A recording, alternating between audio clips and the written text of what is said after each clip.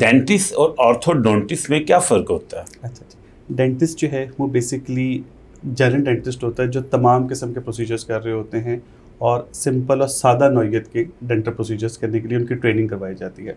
ये 4 साल का कोर्स है और उसके बाद उसमें 1 साल की हाउस जॉब होती है।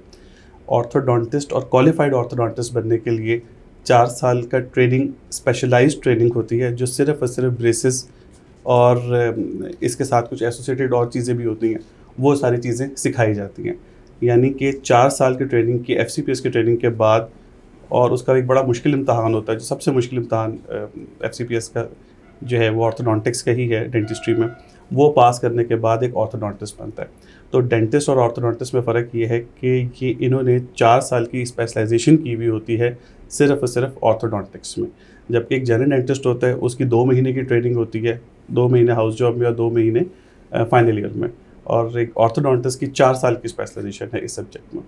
अच्छा, जैसे ऑर्थोडोंटिस्ट वर्ड है, ऑर्थो का मतलब होता है सीधा करना, डेंटिस्ट का मतलब होता है दांत। डोंटिक्स, दांत। पाकिस्तानी वहाँ तो सीधी नहीं, लेकिन आप लोगों के दांत सीधे कर देते हैं। हाँ जी, एग्जैक्टली। अच्छा डॉक्टर साहब, क्या ये दांतों का टेढ़ापन कोई बीमारी है या बस ये खूबसूरती का मसला है? अच्छा, ये चंद बीमारियों की वजह से भी ऐसा हो सकता है, but most of the time जो है इसकी जो कॉज है वो हम at the time of adulthood, जवान होने के बाद एग्जैक्ट कॉज हम नहीं बता सकते, या सिर्फ चंद चीज़ों में हमसे कॉज एग्जैक्ट बताई जा सकती है। बहुत सारी वजूहात की वजह से होते हैं, कुछ जेनेटिक मसले हैं, लेकिन जो चीज़ हम एड्रेस कर सकते हैं, बहुत सी ऐसी आदत हैं जैसे अंगूठा मुंह में लेना, या सिर्फ और सिर्फ मुंह से सांस लेना, नाक से सांस ना ली जाए, माउथ ब्रीदिंग जिसको कहते हैं, उसकी वजह से भी चेहरा ख़राब होना शुरू हो जाता है और दांत ख़राब होना शुरू हो जाते हैं। और कुछ दूध के दांतों को जल्दी निकलवा देना। जब बच्चा बड़ा हो जाता है तो हम एग्जैक्ट कॉज को नहीं बता सकते, लेकिन मिक्स्ड डेंटिशन का मतलब होता है 6 साल से लेकर 12 साल की एज के दरमियान, जब दूध के दांत भी होते हैं और परमानेंट दांत भी होते हैं, तो उसको हम कहते हैं मिक्स्ड डेंटिशन। उस टाइम पर आपको अपने ऑर्थोडोंटिस्ट को चेक करवाना चाहिए, ताकि कोई डेवलपिंग प्रॉब्लम, कोई चीज़ मसला बन रहा है तो उसको बिल्कुल टाइम पे डायग्नोस किया जा सके। अगर आप 15 साल या 16 साल के हो गए हैं तो इस चीज़ को डायग्नोस करना कि जी 6 साल में क्या हुआ था, 8 साल में क्या हुआ था, या 10 साल में क्या हुआ था, ये बड़ा मुश्किल हो जाता है। तो अच्छा डॉक्टर साहब, हमारे यहाँ पे तो अक्सर ये तस्वुर किया जाता है कि बच्चे अंगूठा चूसते हैं या पेस्टिसाइड यूज़ करते हैं तो उनके दांत बाहर निकल आते हैं, जिन्हें कुछ लोग खूबसूरती की अलामत समझते हैं, कुछ लोग समझते हैं कि ये थोड़ी सी प्रॉब्लम है तो डॉक्टर्स के पास रब्ता करते हैं। दांतों का टेढ़ापन एग्जैक्टली है क्या, और कब हमें डॉक्टर के पास जाके उसका बाकायदा इलाज शुरू करवाना चाहिए? ओके जी, कब जाना चाहिए? ये स्टार्ट होता है 7 साल की एज। 7 साल में ब्रेसिस के हवाले स्पेशलिस्ट को आपको चेक करवाना चाहिए कि कोई डेवलपिंग प्रॉब्लम हो रही है या नहीं हो रही। अच्छा, आपका जो सवाल है दिस इज़ हाईली सब्जेक्टिव। बहुत से मरीज़ ऐसे आते हैं कि जिनको हल्का सा टेढ़ापन जो है ना, वो भी उनके लिए लाइक अ सोशल डेथ के तौर पे होता है कि मैं ये चीज़ ठीक करवाना चाहता हूँ इसमें। तो जब एक कॉस्मेटिक ट्रीटमेंट है तो इसमें पेशेंट का इनपुट बहुत ज़रूरी है। अब हमारे पास ऐसे पेशेंट भी आते हैं जो पठान है, कुछ ऐसे है कि जी वो कहते हैं, हम उनको बताते भी हैं कि जी आप ये करवा लें, दांत आपके आगे, वो कहते हैं नहीं जी ठीक है जी, हमें कोई फ़र्क नहीं पड़ता। तो दिस इज़ हाईली रिलेटिव कि देखें कि मरीज़ की रिक्वायरमेंट क्या है, कि वो क्या चाहता है।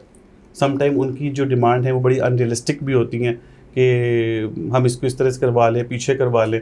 अब दांतों को आगे या पीछे करना ये सिर्फ उन टीथ की पोजीशन पर डिपेंड नहीं करता, वो डिपेंड करता है with reference to the face. यानी कि दांत पीछे करने की सूरत में कहीं ऐसा तो नहीं कि आपकी नाक ज़्यादा प्रोमिनेंट होना शुरू हो जाए। बिल्कुल बिल्कुल बेसिक सी बात है कि आपके जो होंठ हैं वो बिल्कुल एक पर्दे की तरह है दांतों के ऊपर।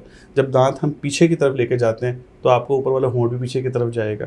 जब ऊपर वाला होंठ पीछे की तरफ जाएगा तो नाक के खदो खाल जो हैं वो ज़्यादा नुमायाँ होना शुरू हो जाते हैं चेहरे की चीज़ें पे। अब इस वक्त आजकल क्या चलता है कि लिप फिलर्स हम यूज़ करते हैं कि ताकि लिप की फुलनेस ज़्यादा हो और नोज़ की प्रोमिनेंस ज़रा कम हो जाए। दूसरा इसका एक मेथड क्या है कि हम दांतों की पोजीशन को भी आगे पीछे करके इस तरीके से उसको एडजस्ट कर लेते हैं कि होंठ की पोजीशन को, क्योंकि होंठ तो रखे हुए दांतों के ऊपर, जब दांतों को आगे करेंगे तो होंठ की पोजीशन भी चेंज होगी। तो ये हर केस में जो है वो एक इंडिविजुअल केस है और हमें देखना पड़ता है चेहरे की तस्वीरें लेने के बाद, दांतों की तस्वीरें लेने के बाद कि, और समटाइम एक्सरे भी करवाने होते हैं साइड व्यू से एक्सरे करके ऐसे करके पूरी एनालिसिस के बाद हम डिसाइड करते हैं कि हमने उस दांत की पोजीशन को किस जगह पे रखना है।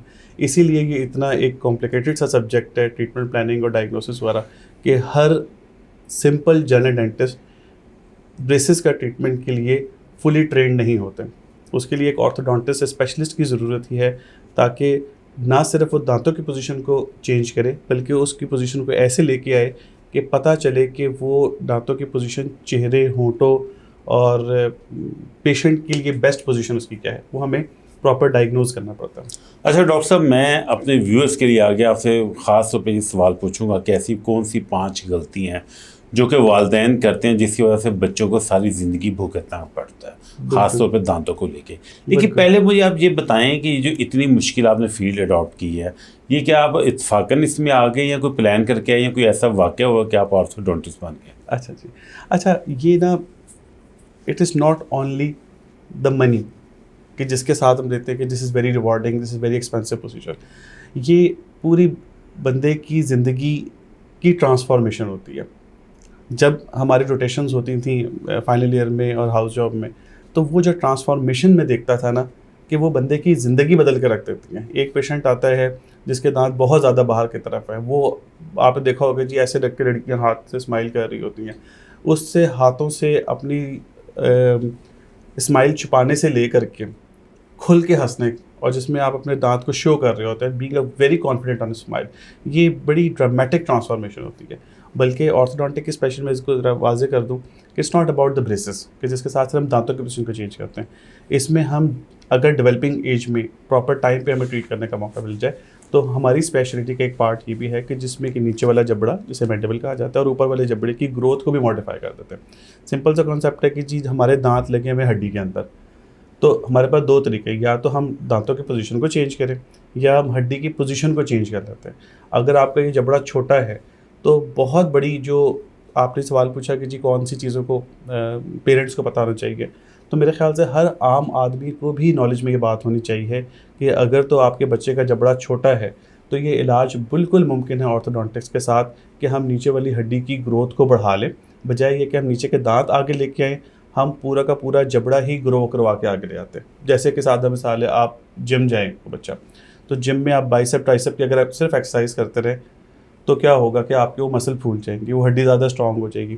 इसी तरह अगर हमारे पास सही वक्त पे एक बच्चा आ जाता है जब उसकी ग्रोथ हो रही है, तो हम उसको ऐसी अप्लाइंसेस दे देते हैं जो उसके जबड़े को मुसलसल आगे करके रखते हैं। अब एक अप्लाइंस पहनने के बाद एक बच्चा जबड़ा आगे करके रख रहा है ऐसे करके, तो उसका क्या हुआ कि ये वाला जॉइंट, जिस तरह हमारे घुटनों के जॉइंट इसमें, तो हमारा ये जॉइंट जिसको हम टेम्पोरोमैंडिबल जॉइंट भी कहते हैं, TMJ, ये इस तरीके से रीमॉडल यानी इस तरीके से एडजस्ट होना शुरू हो जाता है कि वो नीचे वाली हड्डी ही बढ़ जाती है।